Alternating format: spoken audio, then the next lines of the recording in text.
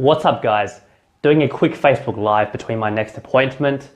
I have been quiet on the Wellness Accountant page lately. I've been following through on my live commitments in a private group, which this live originated from, which was one of Vin's speaking courses.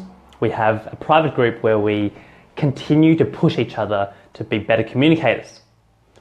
But that's not the reason why I was inspired to make this live. In fact, the reason why I was inspired to make this live today is I met with a friend and a client of mine on Sunday. We went to a cafe, had a bite to eat, had a coffee. That's a relationship I love to have with my clients. And we just got to talk. We started talking about his plans on his business, on what he wanted to achieve long term. Now, for those of you who know me, you know that I can't just keep it as, oh, your business is going well now. Great, I love to plan out into the future, just so people know where to go, how to get there, what skills, what help, what support do they need to get to where they want to be. Anyway, this person, he started a business about a year ago now, and the business was around technology, and he had actually invited quite a number of other shareholders to be partners with him in this business. The original plan for the business was that it was going to be quite a large business where he was going to bring on more partners and shareholders, and they were going to work on very large projects together. Now, that didn't actually eventuate because the direction of the business changed due to a large client dropping out and changing.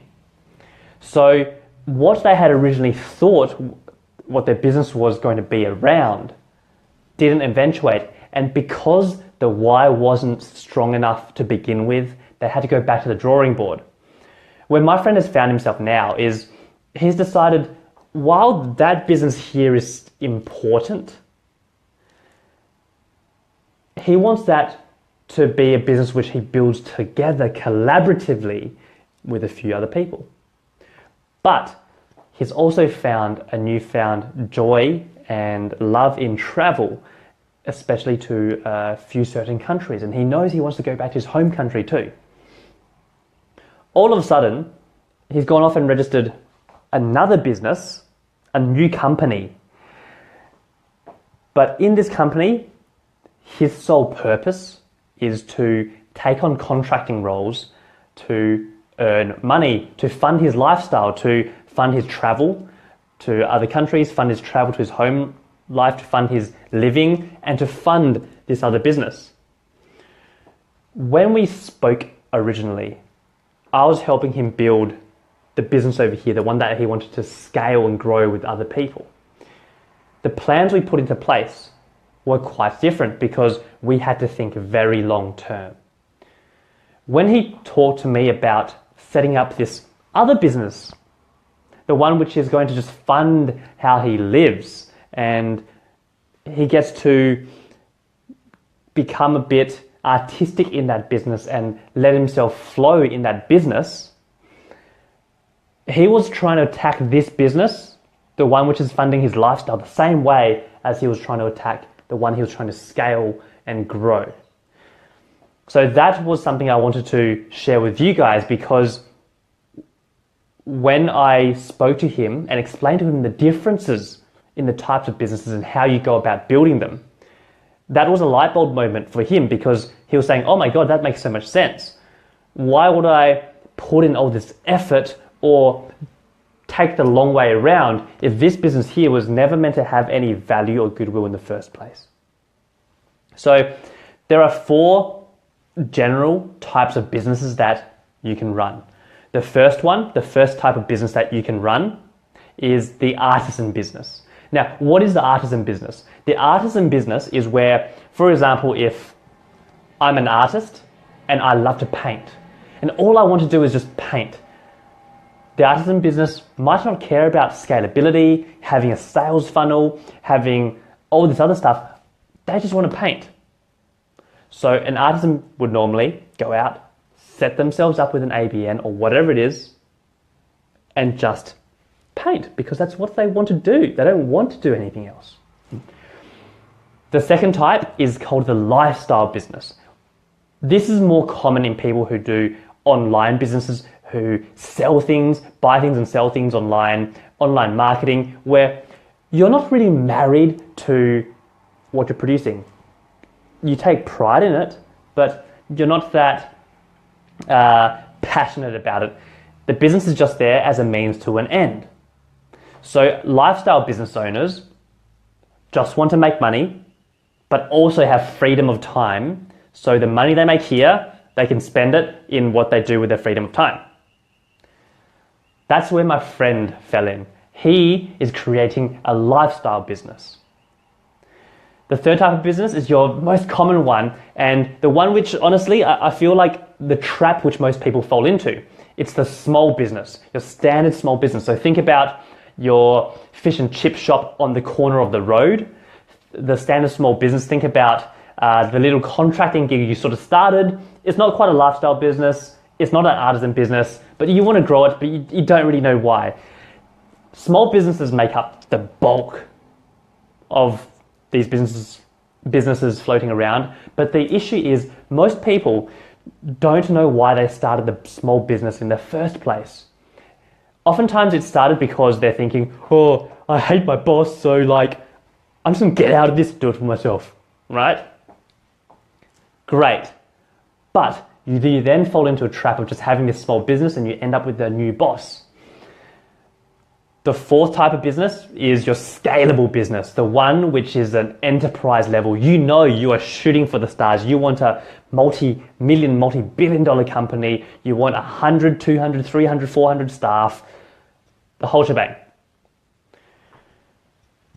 Now, the first business my friend and client wanted to build was somewhere halfway between a small business and the scalable enterprise business. The second business he wanted to build was the lifestyle business, where it survived to allow him to travel.